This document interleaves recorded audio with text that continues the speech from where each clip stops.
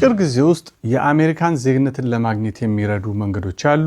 ዛሬ የማጋራችሁ መረጃ ስለዛ ይሆናል። አላን ጉደታ ነኝ ከአላን ጉደታ የጠበቃ ቢሮ ነው። ሁሉም ሰው እንደሚያውቀው አንድ ሰው አሜሪካን ሀገር መጥቶ ግሪን ካርድ ካገኘ በኋላ 3 ዓመት ወይም 5 ዓመት ቆይቶ ነው የአሜሪካ ሲቲዝን የሚሆነው ከፈለገ ማለት ነው። 3 ዓመቱ በትዳር የመጡ ሰዎች ናቸው። ከተጋቡ በኋላ 3 ዓመት በትዳር ላይ ከቆዩ በኋላ የሲቲዝንነት ማመልከቻቸውን ማስገባት ይችላሉ። ከዛ ሲቲዝን ይሆናሉ ማለት ነው። አለበለዚያ ደግሞ አብዛኛው ሰው ደግሞ ግሪን ካርዱን በያዘ በ5ኛ ዓመቱ የሲቲዝንነት አፕሊኬሽኑን አፕላይ ያደርጋል፣ ፈተናውን ያልፋል፣ ሲቲዝን ይሆናል ማለት ነው። ዛሬ ላጋራችሁ የመጣሁት ደግሞ በአጭር ጊዜ ውስጥ በወራት ጊዜ ውስጥ አንድ ሰው የአሜሪካን ዜግነት እንዴት ሊሆን እንደሚችል ነው። ያ መንገድ ምንድነው? ጆይን ዘ አርሚ። ኦኬ፣ አንድ ሰው የእድሜ ሪኳየርመንት አለው።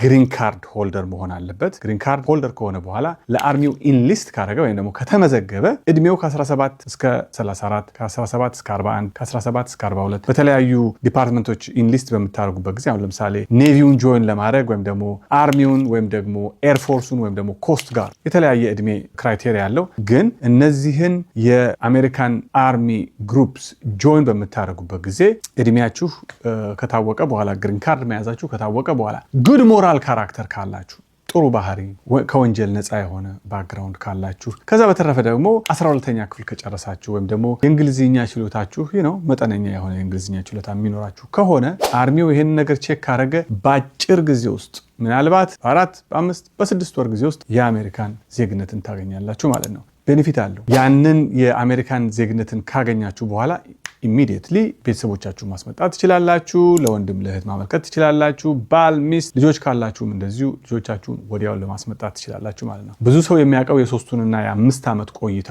ከ3 ወይም ደግሞ ከ5 ዓመት ቆይታ በኋላ የሚገኝን ዜግነት ነው። ዛሬ የነገርኳችሁ ወይም ያጋራኋችሁ ማስረጃ ግን አርሚውን ጆይን የምታደርጉ ከሆነ አርሚ፣ ኔቪ፣ ኤርፎርስ ኤንድ ኮስት ጋርድ እነዚህን ጆይን የምታደርጉ ከሆነ የአሜሪካን መንግስት የሲቲዝንነት መብታችሁን በአጭር ጊዜ ውስጥ ሊሰጣችሁ ይችላል። ፕሮቫይደድ ሌሎቹ ነገሮች ካሟላችሁ ማለት ነው። የመጀመሪያው ዋናው ክራይቴሪያ ግን የግሪን ካርድ መኖር ነው። ይጠቅማችኋል በሚል ነው። ከዚህ በፊት ብዙ ሰው የማያውቀው መንገድ ነው። መረጃ ሁል ጊዜ ለሰክሰስ ቁልፍ ነው።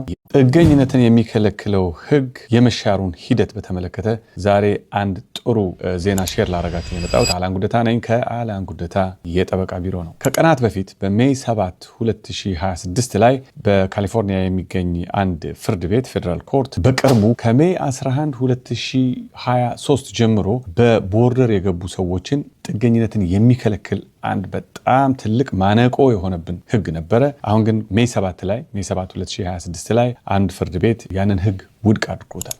እርግጠኛ ነኝ በቦርደር በኩል ብዙ አገር አቋርጣችሁ የምትገቡ ሰዎች ይሄ ነገር ገጥሟቸዋል። ፍርድ ቤትም ከዚህ በፊትም ገብታችሁ የምታውቁ ሰዎች በዚህ ህግ ብቻ ጥገኝነቱን የተከለከላችሁ ሰዎች በጣም ብዙ ሰዎች እንዳላችሁ እርግጠኛ ነኝ ታውቃላችሁ። ያ ህግ ግን አሁን ከሜይ 7 2026 ጀምሮ ቫኬትድ ሆኖ ህጉ ምንድነው ስሙ የተባለ እንደሆነ circumventing legal pathway rule ይባላል። ያ ማለት ምንድነው? አሜሪካን ሀገር በቦርደር የሚመጡ ሰዎች ብዙ አገር አቋርጠው የሚመጡ በእነዚህ አገሮች ግን ጥገኝነት ያልጠየቁ ሰዎች ግን የአሜሪካንን ቦርደር ክሮስ አድርገው የሚገቡ ሰዎች አውቶማቲካሊ የጥገኝነት መብታቸው ተነስቶ ነበር።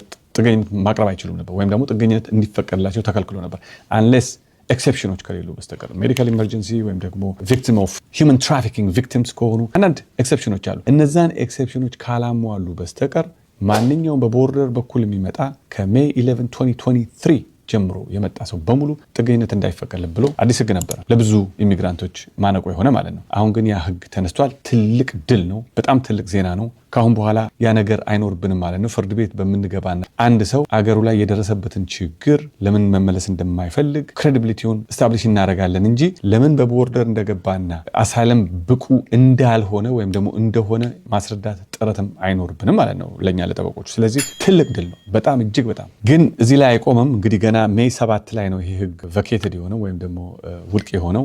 መንግስት ምናልባት ይግባኝ ሊል ይችላል። ይግባኝ ካለ በኋላ ደግሞ ምን ሊመጣ እንደሚችል አናቅም። ግን አትሊስት ጥሩ ጅምር ነው። ካሁን በኋላ ያሉ ሰዎቻችንን አትሊስት ይህ ህግ ኦን ሼኪ ግራውንድ እንዳለ ያሳያል።